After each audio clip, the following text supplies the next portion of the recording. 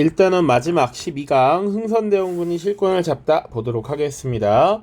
지난 영상까지는 이제 19세기 접어들어서 세도 정치가 시행되었고 그 기간 동안 세도 가문에 의한 부정부패가 심각해지면서 삼정의 문란이라고 하는 어려움이 있었죠. 그런 어려움 속에서 농민들이 반란, 봉기를 일으켰다라는 거 하나, 그리고 다양한 사상, 천주교와 동학에 기대게 되었다. 이런 것들 살펴봤습니다. 자, 그 이후의 상황을 우리가 살펴보는 것인데 그 시점은 1863년이 됩니다. 1863년이 철종이라고 하는 왕이 죽고 그 뒤를 고종이라고 하는 어린 나이의 왕이 즉위하게 된 시기부터 보는 겁니다. 그때 고종이라고 하는 어린 왕을 대신해서 왕의 아버지였던 흥선대원군이 정치를 주도하게 됩니다. 자, 고종이 어린 나이에 왕위에 올랐습니다. 우리 나이로 치면 대략 한 초등학교 5학년 정도가 됩니다. 그 정도의 어린 왕이 즉위하자 왕의 아버지인 흥선대원군이 실권을 장악하게 됩니다. 그런데 이 흥선대원군은 나름 야망이 있었던 인물이에요. 그래서 세도정치 시기에 무너진 조선왕조의 기강을 다시 회복시키기 위한 통치체제의 재정비 과정을 추진하게 됩니다. 세도정치 시기에 기본적으로 어떤 문제가 있었냐면 왕을 대신해서 외척들이 권력을 잡았기 때문에 왕권이 굉장히 약화되어 있었고 중앙에 대한 통제력이 약화되어 있었다라는 얘기죠. 왜냐하면 외척들이 권력을 갖고 있었으니 왕실의 위험 이런 것들이 떨어져 있었다라는 것이고요. 그리고 민생, 당시 삼정의 문란이 심화되면서 민생이 악화되었다라는 측면이 있죠. 그런 것들을 이제 어떻게 개선해 나갈 것인가를 중심으로 보면 됩니다. 특히 국정을 운영하는 과정에서 왕실의 위험이 하락했다, 왕권이 약화되었다, 이것을 극복하기 위한 조치부터 보도록 하겠습니다. 첫 번째 보시죠. 조선 후기 들어서 혹은 세도정치 시기에 국정을 총괄하는 기구였던 비변사를 완전히 폐지시켜버렸습니다. 그래서 기존의 정치의 최고 기구였던 의정부라고 하는 것, 그리고 군사를 지휘하는 삼군부라고 하는 기구를 부활시켜서 과거의 질서를 되찾으려고 했다라고 보시면 되고요. 그동안 여러 가지 법률들이 시대가 변함에 따라 맞지 않는 것들이 생겨 그래서 대전회통이라고 하는 법전을 개정했다라고 보시면 됩니다. 영조 때는 속대전이 만들어졌고요. 정조 때는 대전통편이 만들어졌고 고종 때 흥선대원군 시기에 대전회통이라고 하는 것이 만들어집니다. 뿐만 아니라 이제 외척들의 정치 개입을 약화시키고 왕실의 위험을 되찾기 위해서 왕실의 종친들, 가족들, 가까운 가족들을 관직에 임명시켜서 왕권을 조금 더 지지할 수 있는 기반을 확보했다라고 보시면 되고요. 당시에 소외되었던 세력들도 적극적으로 등용해서 내 측근으로 만들기 위한 노력을 기울였다라는 얘기죠. 안동김씨 세력을 많이 몰아냈습니다. 물론 능력 있는 자들은 일부 그대로 유임시켰고요. 자기 집권에 도움을 준 일부 유력 가문과 협력함으로써 당시 왕실이 처한 어려움들을 극복하려 했다라고 보시면 돼요. 밑에 종친과 남인 등용이라는 자료가 나와 있어요.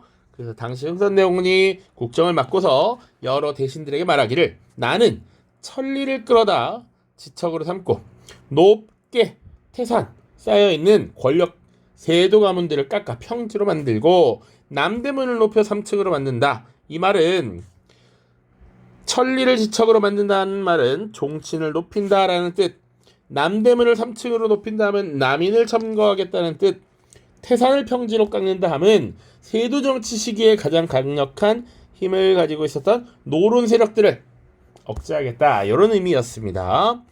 오른쪽에는 지도서에 나와 있는 비변사의 축소 및 폐지와 관련 자료인데 보시죠. 의정부란 쭉쭉쭉쭉 나와 있습니다. 그래서 세 번째 줄에 전부 비변사로 일을 맡긴 것이 언제부터인지 모르겠으나 사례로 보아 그럴 수 없는 것이 있다. 지금 잘못된 것이다 라는 걸 지적하는 겁니다. 지금 의정부가 이미 새로 건축된 이상 이제부터는 의정부와 비변사도 한 관청으로 합치되 쭉쭉쭉 해서 비변사의 기능을 의정부에 다시 넘기고 의정부를 통해 국정을 운영하겠다라고 한 얘기이지요. 다음입니다. 민생 안정이라고 하는 측면도 봐야겠죠. 왜 개혁을 하려고 했느냐? 삼정의 문란을 바로 잡아서 민생을 안정시키고 그리고 백성들이 안정적인 생활을 해야 오히려 그들이 세금을 안정적으로 납부하고 국가가 운영되는 것이다 라는 얘기죠. 민생을 안정시킨다라고 하는 건 사실은 조선이라는 국가의 기본적인 근간이었던 민본이라고 하는 것을 생각해보면 너무나도 당연한 일이기도 합니다. 개혁의 내용 보시죠. 첫 번째로는 양전 사업을 추진했습니다. 여기서 양전이란 전은 토지를 의미하는 것이고요. 양은 측량이죠. 측량. 그래서 지금 세금을 내지 않는 토지들이 있었어. 숨겨진 토지들이라고 해서 보통 이런 토지들을 은결이라고 했는데 은결을 찾아내 색출한다 이렇게 표현합니다. 그래서 세금을 내야 되는 땅 자체를 늘려서 이미 토지를 가지고 있는 사람들이 과중한 부담을 하지 않도록 만든 것이 양전 사업의 추진 목적이다라고 볼 수 있습니다. 두 번째, 호포제를 실시합니다.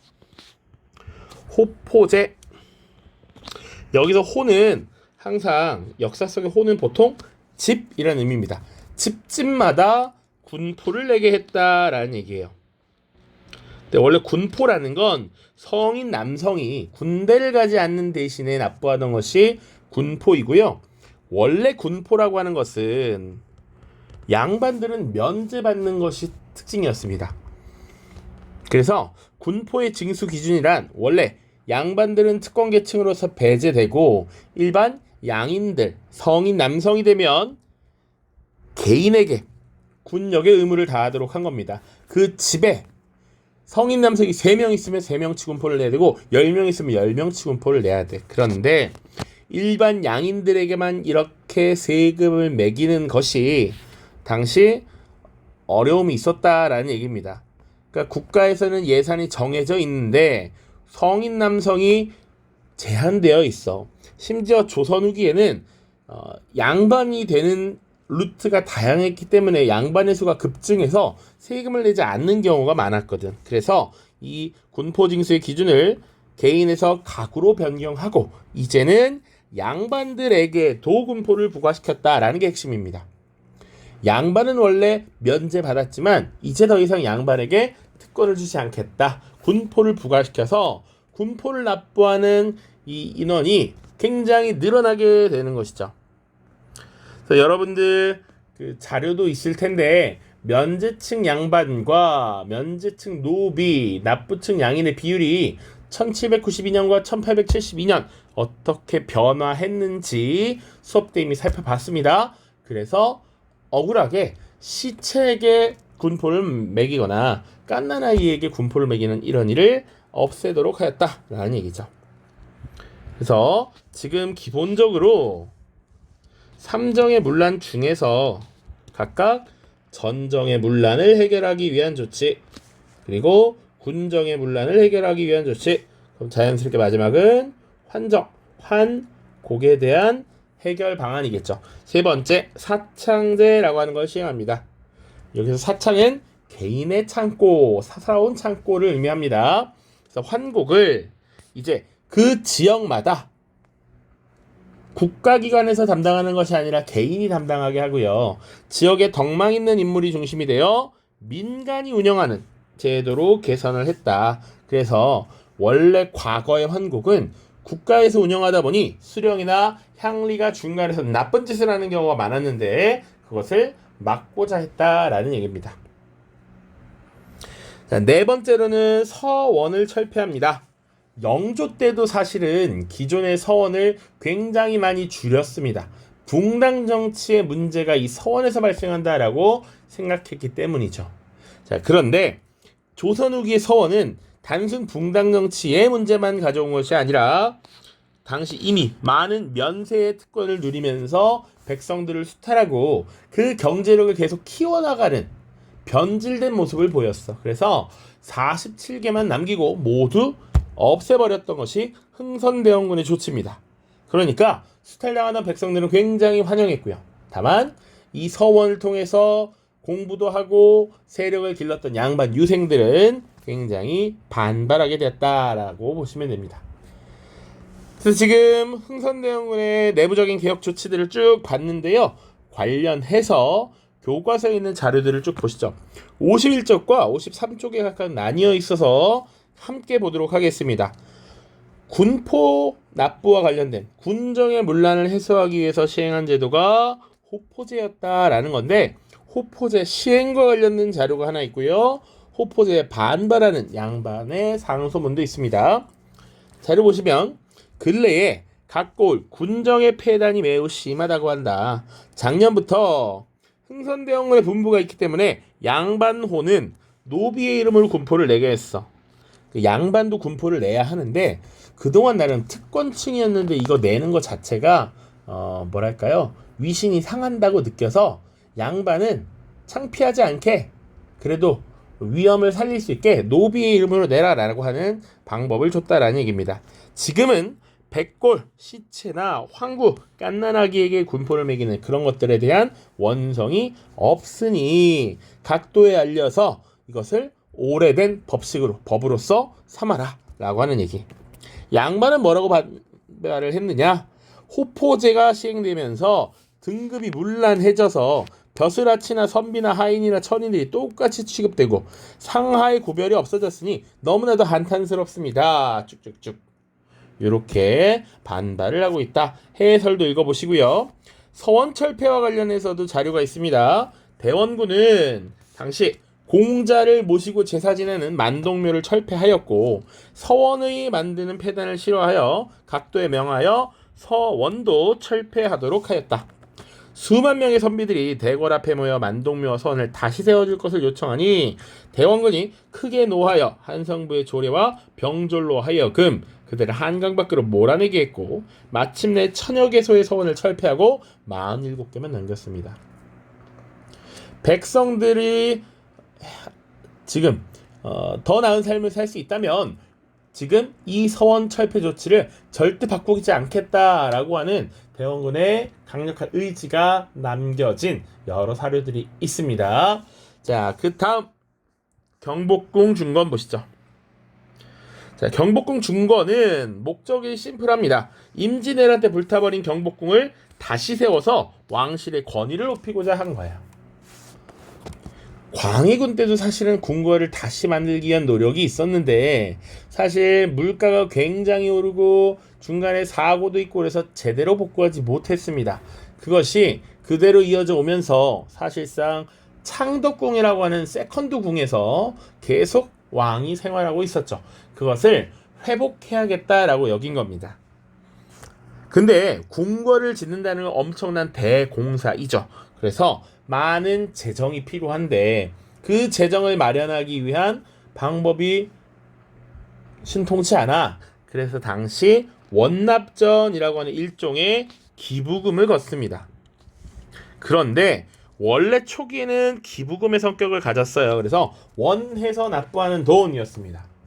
그런데 사실상의 할당을 매기거나 강제로 납부하게 하면서 원통해하면서 납부하는 돈이라는 별명을 얻기도 했습니다. 그것이 바로 기부금 원납전이었고요. 국가에서 화폐를 발행하는데 계속해서 화폐를 많이 발행하는 것도 한계가 있습니다. 왜냐? 이 동전을 만드는데도 금속이 필요하거든. 그러니까 하나로 100개의 역할을 담당하는 일당 100 고액화폐 당백전을 발행했는데 여러분들 중학교 때부터 이미 배웠겠지만 시중에 유통되는 화폐가 갑작스럽게 늘어나게 되면서 물가가 크게 오르게 됩니다. 잘 생각해 보시면 코로나19라는 게 처음에 퍼졌을 때 정부에서 당시 경제가 침체되니 재난지원금이라는 걸 각 가정에 지급을 했던 적이 있어요. 그 재난지원금이 지급되고 사용기한을 주니까 그동안 사람들이 돈을 쓰겠지. 자, 그걸 알고 사람들이 가격을 막 올리기 시작합니다. 시중에 유통되는 화폐량이 늘어나면 물가가 늘어나는 것이 어느 정도 당연한 이런 모습이었다. 자, 궁궐을 그리고 재건하는데 백성들을 강제로 동원했고요. 마지막으로 바로 넘어가면 궁궐을 짓는데 그 기둥으로 쓴 나무들은 좋은 나무여야 됩니다. 오랜 기간 잘 관리받고 곧게 큰 나무여야 해. 그래서 양반들의 묘지림을 벌목하게 되죠. 양반들이 또 싫어하겠지. 서원철폐도 싫어하고 묘지림 벌목도 싫어합니다. 자, 뿐만 아니라 도성문에 통행세를 징수하기도 해요. 한양도성이 있으면 동대문, 남대문, 북대문, 서대문 이렇게 있죠. 그런 도성의 문을 통과할 때 통행세 같은 걸 납부하겠다라는 얘기입니다. 그러다 보니 이 경복궁 중건이라고 하는 것은 왕실의 권위를 높이기 위해서 나름 야심차게 추진한 사업이었지만 백성들과 양반들 모두에게 원망을 사게 되었다. 그 밑에 경복궁 타령이라고 하는 이 작품이 나와 있는데요. 무리하게 진행된 경복궁의 중건 과정을 풍자하고 있습니다.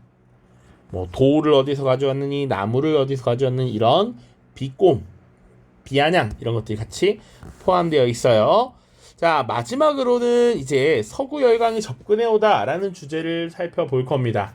요 상황은 어떤 것인지를 좀 봐야 됩니다. 19세기가 되면요. 사실 우리나라뿐만 아니라 이 아시아 지역에 서양의 제국주의 세력이 굉장히 많이 접근하게 됩니다. 이 제국주의라는 건 산업혁명 이후에 여러 유럽의 나라들이 빠르게 자본주의화 되기 시작하고요.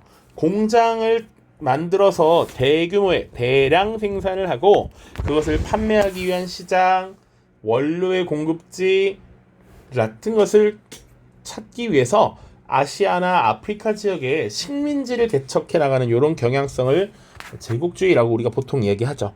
19세기 후반이 되면 그것이 절정에 다다르게 됩니다.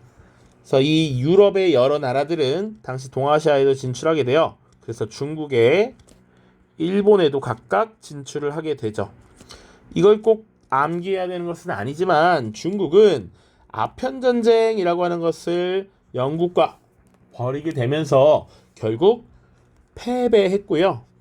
그 결과 난징조약이라고 하는 것을 체결해서 영국에게 5개의 항구를 열고 이제 적극적으로 교역을 하기 시작합니다. 그때 이제 사실상 경제적인 손해를 점점 누적시키게 되죠. 일본도 마찬가지입니다. 미국의 함대가 지금 일본을 압박하게 되면서 당시 에도 막부는 결국 문을 열고 미국과 교류를 하기 시작해요. 자, 그래서 중국은 영국과 일본은 미국과의 조약 체결로 이 개항을 시작하게 되는데 그 이후에 빠르게 지금 근대화 과정에 들어가게 됩니다. 자, 이런 상황 속에서 조선도 이런 분위기는 피해갈 수 없었어요. 서구의 열강, 여러 강국들이 이제 조선의 바닷가에도 진출하기 시작하는데 그 당시에 흥선대원군이 어떻게 대응했는가를 보는 겁니다. 첫 번째 다룰 내용은 이양선의 출몰이에요. 여기서 이양선이란 모양이 이상한 배라고 생각하시면 됩니다. 전형적인 동아시아의 배들, 함선과는 다른 모양의 이런 증기선 같은 것들이 등장하자 조선은 이 배들을 이양선이라고 이름 붙이고 이양선이 바다에 올 때마다 정부에 보고를 올리기 시작했습니다. 자, 이양선이라고 불린 서구열강의 선박이 출현하기 시작했고요. 이들은 초기에는 식량을 요구하거나 교역을 요청합니다. 근데 당시 조선은 어떤 대응을 했냐면 이들이 식량을 요구해. 아, 바닷길을 쭉 떠나다가 표류했구나. 그러면 물과 음식들은 어느 정도 주되 교역은 하지 않고 적당히 보냈습니다. 자, 두 번째 내용이 그거예요. 법을 어기지 않는 한 온건하게 대했습니다. 그리고 이들이 무리하게 항구를 열고 교역하자라고 하면 이것을 거부하는 통상수교 거부 정책이 조선의 기본적인 방침이었다라고 보시면 돼요. 그런데 이런 통상수교 거부 정책이 결국 이 외부 세계와의 충돌로 이어지게 됩니다. 그 첫 번째 사례가 이제 병인 양요라고 하는 사건인데요. 이 병인 양요의 배경이 되는 사건이 병인 박해입니다. 1866년 보시죠. 러시아의 남하 정책이 문제였다라고 되어 있습니다. 우리는 전통적으로 중국, 여기 청나라와 국경을 맞대고 있죠. 그런데 1860년이 되면 이제 청나라가 아니라 이 동북 지역에 러시아 사람들이 진출하기 시작합니다. 그러니까 러시아가 중국으로부터 이 지역을 얻어냈어. 그래서 이 러시아가 얼지 않는 항구를 얻기 위해 이렇게 남하하려는 움직임을 계속 보였습니다.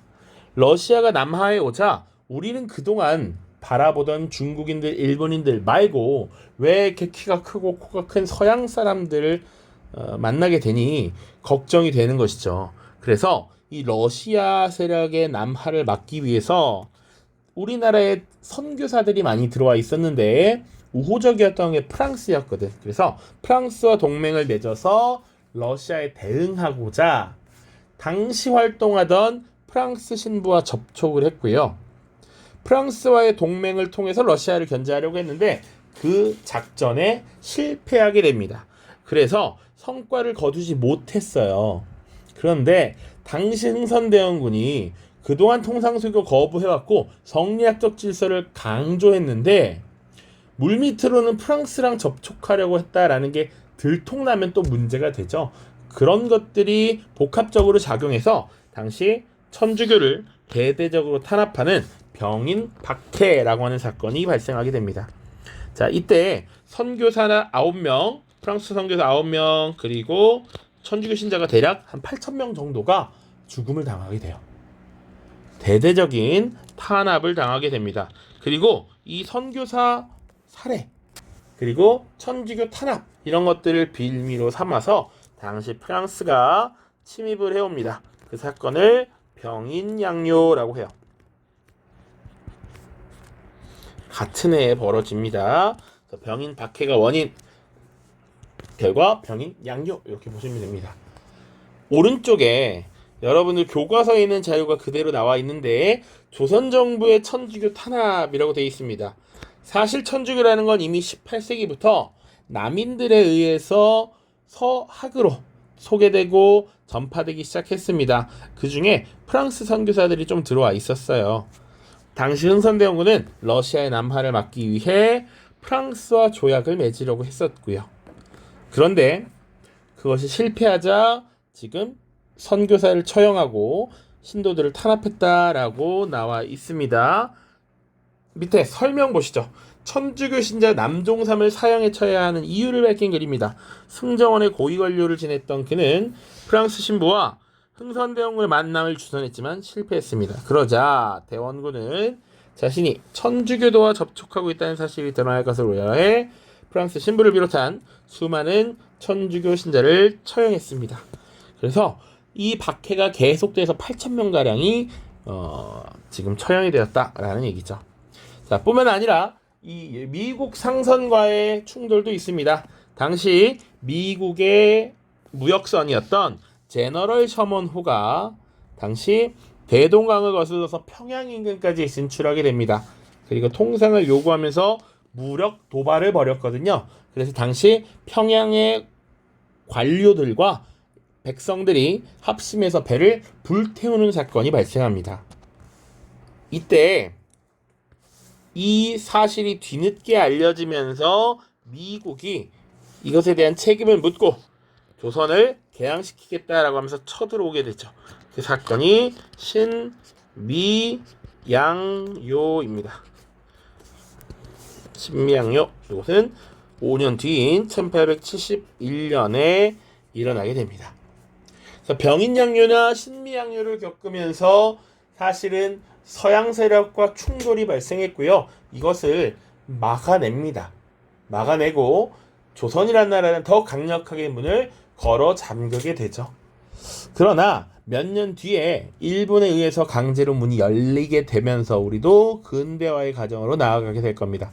그 내용은 이제 3단원에 나타나게 됩니다. 그래서 우리 흥선대원군 시기의 내부적인 정치 개혁, 외부에 대한 통상수교 거부 정책 쭉 살펴봤습니다. 다음 시간에는 이제 2단원, 전근대 한국사에서 중요하게 다룰 만한 내용들을 주제별로 살펴보도록 하겠습니다. 모두 고생 많았습니다. 안녕.